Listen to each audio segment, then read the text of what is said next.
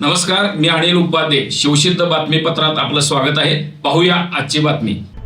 अखिल भारतीय विद्यार्थी परिषद गारगोटी शाखेच्या वतीने 19 फेब्रुवारी छत्रपती शिवाजी महाराज यांच्या जयंतीनिमित्त भव्य रक्तदान शिबिराचे आयोजन करण्यात आले होते.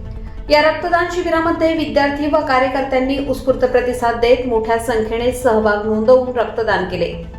उद्घाटन प्रसंगी भुदरगड आजरा तालुका प्रांताधिकारी हरीश सूळ, ICRE महाविद्यालयाचे प्राचार्य डॉक्टर कदम सर, हणबरवाडी गावचे माजी उपसरपंच विजय खोत, सेवा भारती जिल्हा उपाध्यक्ष सौ रेणू सातोस्कर, अखिल भारतीय विद्यार्थी परिषद कोल्हापूर ग्रामीण जिल्हा संयोजक सौरभ खोत, भुदरगड तालुका संयोजक रोहन देसाई, सहसंयोजक अवधूत इंदुरकर तसेच गारगोटी शहर सहमंत्री आर्य जोशी उपस्थित होते.